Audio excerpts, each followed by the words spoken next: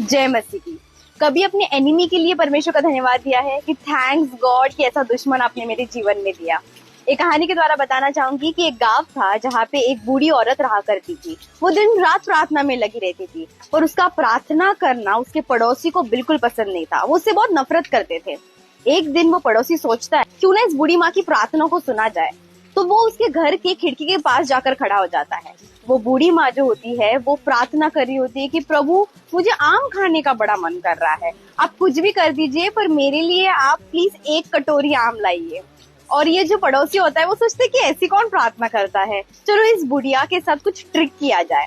तो वो क्या करता है, 2 आम की टोकरी लाकर उस बूढ़ी औरत के घर के सामने रख देता है।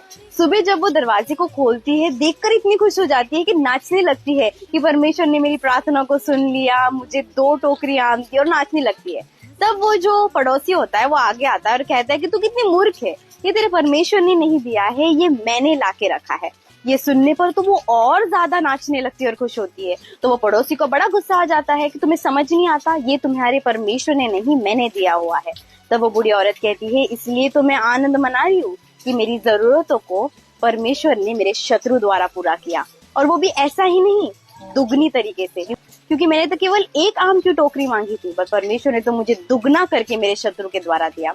आज मैं आपको बताना चाहती हूँ कि your enemy is your blessed. उत्पत्ति की पुस्तक इसका 50 में इस प्रकार से लिखा गया है कि यूसुफ के भाई जब उसे धोखा देते हैं, यूसुफ पता है उन्हें क्या कहता है कि तुमने जो मेरे लिए बुराई का विचार किया था ना, प्रभु ने उसे भलाई में बदल लिया। तुमने तो मुझे गड्ढे में डालना चाहा पर प्रभु ने उस बुराई को भलाई में इस्तेमाल करके मुझे प्रधानमंत्री बना दिया।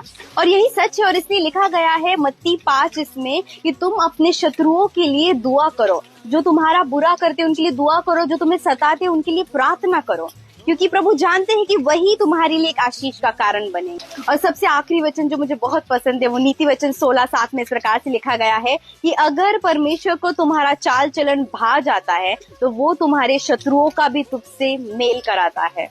आमीन।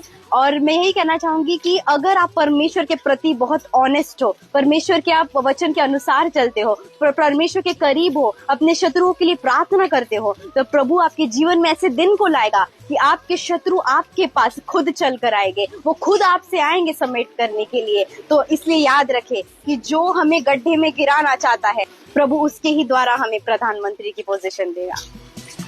दुश्मन पर भी सब कुछ